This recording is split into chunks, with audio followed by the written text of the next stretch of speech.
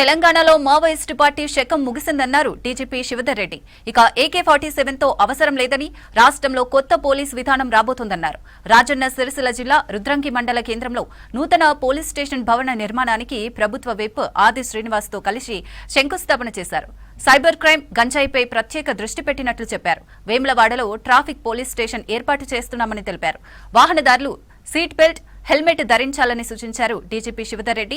విరామం లేకుండా పోలీసులు పనిచేస్తున్నారని అన్నారు ఆది శ్రీనివాస్. త్వరలోనే రుద్రంగిలో రెవెన్యూ భవనం నిర్మిస్తామన్నారు.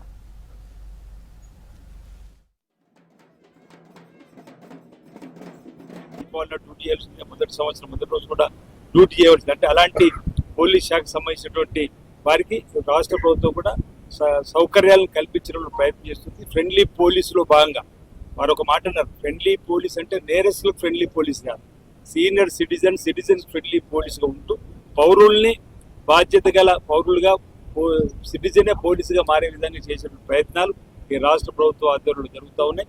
ఈగల్ అన్నటువంటి ప్రత్యేకమైన ఒక ఫోర్సును కూడా తీసుకుని వచ్చింది.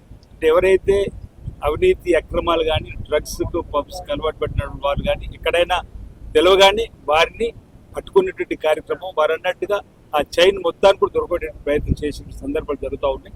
రాబో రోజుల్లో కూడా పోలీస్ శాఖ ద్వారా మరిన్ని మేలైనటువంటి కార్యక్రమాలు తీసుకుని ప్రజలకు దగ్గరే విధంగా ఉంటుందని సందర్భంగా తెలియజేస్తున్నాం. మావోయిజం అనే సమస్య లేకుండా పోయింది, నక్సలిజం సమస్య లేకుండా పోయింది. కాబట్టి ఇప్పుడు లాస్ట్ ఫ్యూ ఇయర్స్ నుంచి మేము నడిపిస్తున్నాము ఫ్రెండ్లీ పోలీసింగ్ అని. దాన్ని ఇంకొంచెం ముందు తీసుకుపోయి సిటిజన్ సెంట్రిక్ పోలీసింగ్ అని చేయాలనే ఉద్దేశం అనమాట. పౌరుడే మన పోలీసింగ్ లో సెంట్రల్ పాయింట్ గా ఉండాలి, సిటిజన్ సెంట్రిక్ పోలీసింగ్.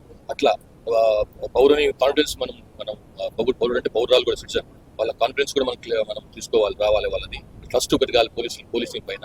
సో దానికోసం అని చెప్పి ఇంకా ప్రజల మధ్యలో ఉన్నట్టుగా క్రైమ్ ని కంట్రోల్ చేసేటట్టుగా ఎక్కువ ప్రివెన్షన్ మీద కాన్సన్ట్రేషన్ చేసుకుంటా మనం పోలీసింగ్ చేస్తున్నాము. ఇంకా బాగా చేయబోతున్నాం.